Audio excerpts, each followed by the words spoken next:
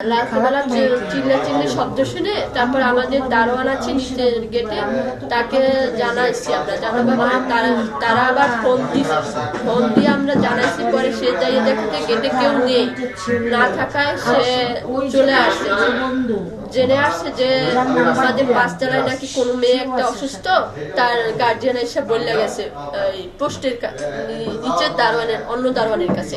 সে আবার এসে আমাকে ফোন দিছে। ফোন দেওয়ার পরে আমরা উপরে যাইয়া তদন্ত করলাম যে লোকটা আসলে অসুস্থ কিনা।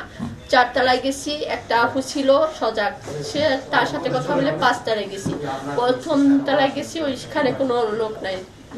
পরের তলায় গেছি, ওইখানেও সবাই ঘুমাচ্ছে। তারপর তার রুমের পাশে যাই দেখি লাইট জ্বলার পরে আমি মালিককে ফোন দিলাম যে আপু, আন্টি, আমার তো সবাই তো ঘুমাচ্ছে, কিন্তু ওই আপু দরজা লাইট জ্বালানো।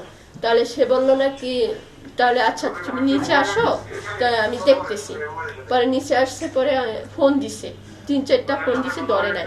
তারপর আমরা আবার গেছি, যাইয়া দেখি যে হয়তো হেই অসুস্থ হতে পারে। তাহলে যাইয়া পরে ধাক্কা দিলাম, 2-3টা ধাক্কা দেওয়ার পরে খুলে না। তারপর যখন মানে আরো জোরে একটা ধাক্কা দিলাম, তখনই দেখলাম যে সে ফ্যানের লাগে ঝুলে আছে, মানে খুলে গেছে দরজা। তারপর দেখি যে সে ফ্যানের লাগে ঝুলে আছে। আমি ওখান থেকে চিৎকার করে মানে সিঁড়ি থেকে আসতে আসতে মানে অনেক চেঞ্জ হয়ে পড়েছি। তারপরে আন্টির কাছে বললাম, তারা হুশ করলো। তারপর হ্যাঁ কাছে বলার পরে তারা থানায় খবর দিছে। তারপর চেকপোস্ট আইসা সকাল 9টা পর্যন্ত ছিল। তারপর আবার অন্য দল আইসা 10টা।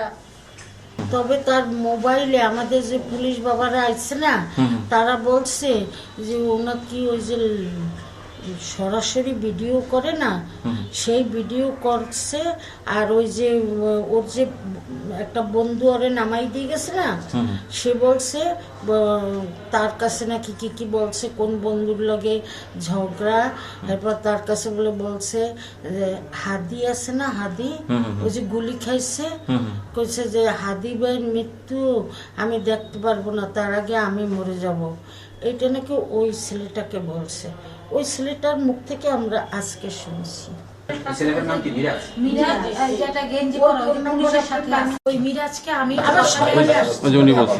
আমি মিরাজকে এসে সকালে বলছিলাম যে ভাই আপনি কাজটা কি করলেন, আপনার তো উচিত ছিল আমাদেরকে একটা বলা যে এই বাচ্চাটা একটা ঝামেলা করতেছে বা কথা বলতেছে।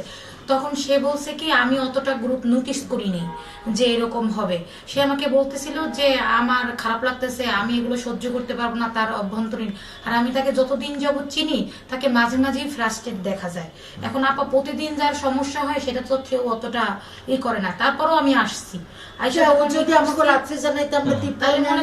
ধরা যাইতো বা কিছু, উনি আইসা এই কথা বললে আমাদের কাছে কিছু না বলে চলে গেছে। পরে দারোয়ান বলার পরে আমরা হইলো সব রুমে খুঁজে দেখছিলাম যে আসলে সমস্যাটা আসলে কার। ওনাকে আমি পাওয়া মাত্র জিজ্ঞেস করলাম যে আপনি একজন জ্ঞানী মানুষ, যেহেতু শুনছেন একজন মানুষ মানে অস্বাভাবিক, তাহলে তাকে তো আপনি দরজা নক করে আপনি কেমন নক করলেন যে আপনি চলে গেলেন? আপনি এমন দরজা নক করতেন যে আমি এটা খারাপ সংবাদ শুনছি, আপনারা এটা প্রোটেস্ট করার চেষ্টা করেন। এখন আমি এই জন্য আর কি ওনাকে এই কথাটা বলছি। এখন আমি চুপ করেছিল, কারণ আসলে আপনি বলেন, আপনি আমার জায়গায় যদি আপনি হতেন, তাহলে যদি শুনি আমি একটা মানুষ অস্বাভাবিক কথা বলে, তাহলে তাকে প্রোটেক্ট করার জন্য দরজা পিটাইয়া হইলেও তো আমি ভিতরে ঢুকবো। তো আমি কেন চলে যাব? দ্যাট মিনস উনি আমাকে বলছে যে উনি তো মাঝে মাঝে ফ্রাস্ট্রেট থাকে, তার জন্য উনি আমাদেরকে নোটিশ করেন। আপনি বলছেন যে ভিডিও কলে কথা বলছেন, এটা উনি আমাকে ওই সময় জিজ্ঞেস করছেন যে উনি ভিডিও ফোনে ছিল, মনে হয় সেখানে কিছু জানা যাবে।